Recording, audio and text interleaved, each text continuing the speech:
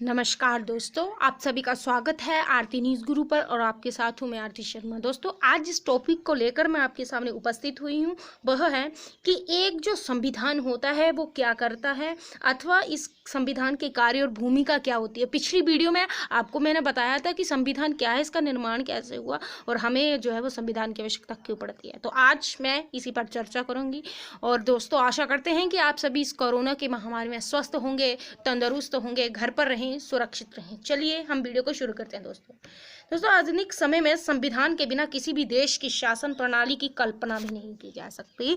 प्रत्येक देश, प्रत्येक तरह के राज्य के लिए देश का प्रशासन को संचालित करने के लिए लिखित अलिखित नियमों की आवश्यकता पड़ती है।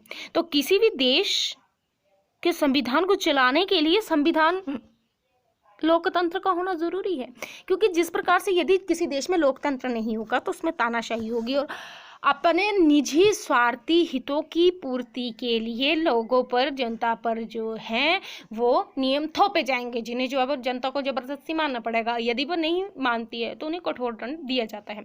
तो संविधान का होना बहुत ज़रूरी है और इसके स्वरूप और उसकी भूमिका में निम्नलिखित पॉइंट जो है वो आपको पॉइंट टू पॉइंट मैं करवाऊंगी। तो सबसे पहला पॉइंट है कि supreme law of the country, देश का सर्वोच्च कानून। किसी भी देश का संविधान उस देश का सर्वोच्च कानून होता है। कोई भी संविधान उच्च नहीं हो सकता।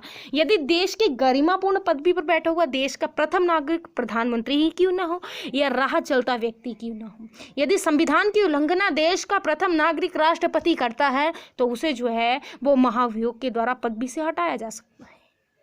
लेकिन भारत में आज तक ऐसा नहीं हुआ और मुझे इस बात पर गर्व है और अमेरिका जैसी डेवलप्ड कंट्री में ऐसा जो है वो 4 बार हो चुका है।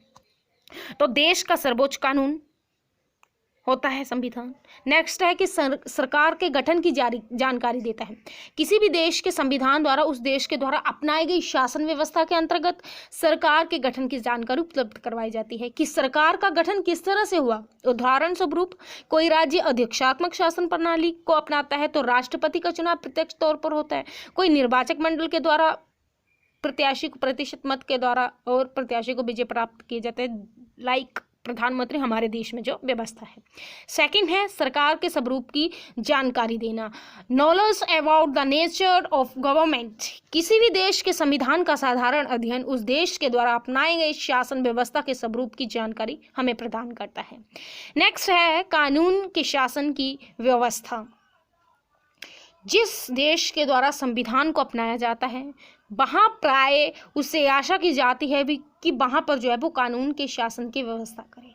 कानून के शासन से हमारा अभिप्राय है कि जिसके अंतर्गत देश की शासन किसी व्यक्ति विशेष की इच्छानुसार नहीं अपितु संविधान में वर्णित संविधान में जो नियम बताए गए उनके साथ चला है। जिस प्रकार से मैंने आपको फर्स्ट पॉइंट क्लियर करवाया। अगला है शक्तियों के पृथक्करण की व्याख्या करता है कि संविधान द्वारा शक्तियों के पृथक्करण की व्याख्या भी दी गई है कि शासन संबंधी शक्तियां किसी भी व्यक्ति के हाथों में केंद्रित ना हो। लोकतंत्र में एक रूल है कि जो लोकतंत्र के द्वारा अपनाई विधि हैं उसे ही जो है वो जनता के द्वारा भी अपनाया जाए और जो देश की गरिमापूर्ण पदवी पर बैठे हैं वो भी अपनाएं। सरकार की भिन्न भिन्न संस्थाओं की जानकारी, शक्तियों के कार्य व्यवस्था की जानकारी हमें लोकतंत्र देता है। नागरिकों के मौलिक अधिकार और कर्तव्यों को प्रदान करता है। संविधान की नागरिक किस देश उसको राजनीतिक तौर पे, सामाजिक तौर पे, सांस्कृतिक तौर पे कि कहीं भी घूमने फिरने की स्वतंत्रता देता है। नेक्स्ट लास्ट पॉइंट की सरकार के दिशा निर्देश की कौन से दिशा निर्देश दे रही है, किस प्रकार से वो अपने शासन प्रबंध संबंधी क्या क्या कर रही है उसके बारे में। तो दोस्तों ये थी कि सरकार की भूमिका, कार्य के बारे में कि क्या जो है वो संविधान से हमें क्या उपलब्ध होता है।